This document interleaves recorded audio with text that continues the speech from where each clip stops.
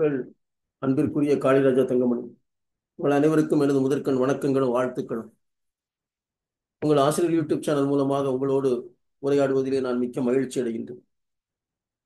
ஆசிரியர் YouTube channel ஆசிரியருடைய குரலாக சில ஆண்டுகளாக உழைத்து வருகிறது. சமுதாயத்தினுடைய பல பிரச்சனைகளை பற்றியும் அது பேசி வருகிறது. அந்த விதத்திலே இன்று நான் உங்களோடு பேசுகின்ற விஷயம் என்னவென்றால், தனியார் பள்ளி கல்லூரிகளை வேலை செய்கின்ற ஆசிரியர்கள், தனியார் துறையிலே வேலை செய்கின்ற ஊழியர்கள், அவர்கள் தாங்கள் செலுத்துகின்ற பிஎஃப் பணம் மூலமாக அவர்களுக்கு ஒரு சின்ன பென்ஷன் வரக்கூடிய ஒரு வாய்ப்பு இங்கே இருக்கிறது. அது 1995 பி ஏ சங்மா என்கிற ஒரு லேபர் மினிஸ்டர், மத்திய லேபர் மினிஸ்டர், அவர் அதை உருவாக்கி நமக்கெல்லாம் கொடுத்து சென்றார். அவருக்கு நாம் இந்த நேரத்திலே நாம் நன்றி சொல்ல வேண்டும். ஏனென்றால் தனியார் துறையிலே வேலை செய்கின்றவர்களுக்கு பென்ஷனே இல்லாத ஒரு சூழ்நிலை இருந்தது. அதை மாற்றி அவர்தான் அன்றைக்கு நமக்கு ஒரு பென்ஷன் வரக்கூடிய ஒரு சூழ்நிலையை உருவாக்கி கொடுத்தார். அதனால் அப்படிப்பட்ட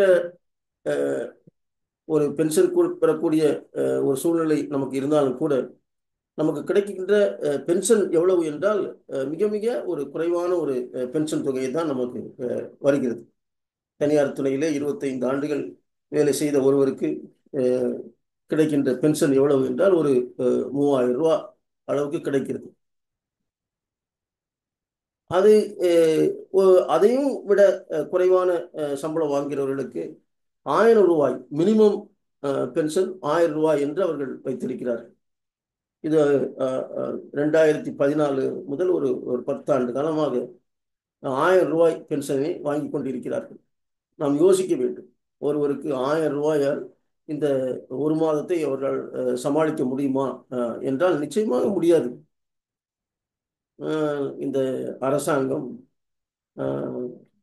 இதை மாற்ற வேண்டும் என்று அவர்களுக்கு எண்ணம் இருப்பதாக தெரியவில்லை. ஏனென்றால் பல ஆண்டுகளாக இந்த மக்கள் இந்த பென்ஷன் தொகையை நீங்கள் அதிகரித்து தர வேண்டும் என்று அவர்கள் கேட்டும் அவர்கள் செவி சாய்க்கவில்லை. ஆனால் ஒரு சில காரியங்களை அவர்கள் செய்து வந்து கொண்டுதான் இருக்கிறார்கள். ஏனென்றால் அதற்காக இந்த பசவேஸ்வரையா பொம்மை என்கிற முன்னாள் கர்நாடக முதலமைச்சர் எஸ்.ஆர். பொம்மையினுடைய பையன், அவருடைய தலைமையில் ஒரு கமிட்டி அமைத்து, பார்லிமெண்ட் பேனல் அமைத்து, அங்கே அவர்கள் இந்த பென்ஷனை எப்படி அதிகரிக்கலாம் என்பதை அவர்கள் அங்கே முறையாக ஒரு கமிட்டியை அடைத்து நடவடிக்கை எடுத்திருக்கிறார். ஆனால் கமிட்டியை சொல்லி இருக்கிறது இந்த மாதிரி பென்ஷனை நாம் அதிகரித்து கொடுக்க வேண்டும் என்று. அதற்கு அவர்கள் இன்னும் ஒரு தேர்ட் பார்ட்டி ஆடிட் என்கிற ஒரு முறையை அவர்கள் பின்பற்றுகிறார்கள். இது இந்த அளவுக்கு இவர்கள் பணம் கொடுத்திருக்கிறார்கள். ஏனென்றால் இந்த பென்ஷன் தொகை என்பது ஒவ்வொருவரும் தன்னுடைய மாதத்தில் கொஞ்சம் பணத்தை அவர்கள் பென்ஷனுக்காக கொடுத்து வைத்தனர். அந்த பணத்தில் இருந்தாலும் அவர்களுக்கு பென்ஷன் கொடுக்கிறார்கள். இப்படி அரசாங்கத்திடம் அந்த பார்லிமெண்ட் பேனல் ஒரு ரெக்கமெண்டேஷன் கொடுத்த பிறகும் கூட இந்த அரசாங்கம் அதற்கான எந்த நடவடிக்கையும் எடுக்காமல் இருக்கிறது. இதே நேரத்தில் இந்த பார்லிமெண்ட் மெம்பர்ஸ் ஆஃப் பார்லிமெண்ட் எம்பிஸுடைய பென்ஷன் தொகையை அவர்கள் 6000 ரூபாய் ஏற்றி இருக்கிறார். 5 ஆண்டுகள் அவர்கள் ஒருவர் எம்பியாக இருந்தால் அவருக்கு இப்போது அவர் கிடைக்க வரக்கூடிய பென்ஷன் 36,000 ரூபாய்.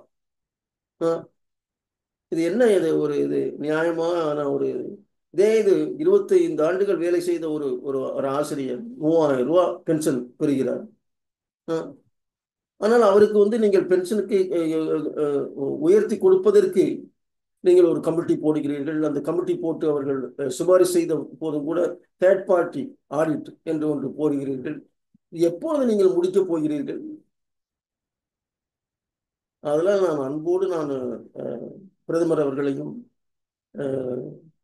நம்முடைய ஃபைனான்ஸ் மினிஸ்டர் அவர்களையும் நாம் கேட்டுக்கொள்வது என்னவென்றால், நீங்கள் தயவுசெய்து இந்த EPS 95 பென்ஷன்தாரர்களுக்கான பென்ஷனை நீங்கள் உடனடியாக நீங்கள் உயர்த்தி கொடுக்க வேண்டும்.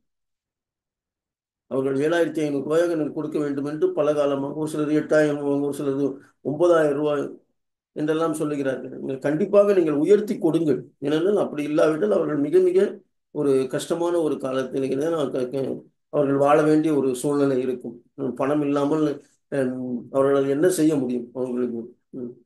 நாம் எல்லாம் ஒரு வெல்ஃபேர் ஸ்டேட் என்று சொல்லக்கூடிய இந்தியாவில் தான் இருக்கிறோம். நீங்கள் எம்பிக்களுக்கு பென்ஷனை இன்க்ரீஸ் பண்ணி கொடுக்கும்போது இந்த ஏழைகளுக்கு நீங்கள் கொஞ்சம் இந்த பென்ஷன் தொகையை இன்க்ரீஸ் பண்ணி கொடுக்க வேண்டும் என்று இந்த நேரத்திலே நான் உங்களை பணிவோடு கேட்டு விடைபெறுகிறேன். நன்றி, வணக்கம்.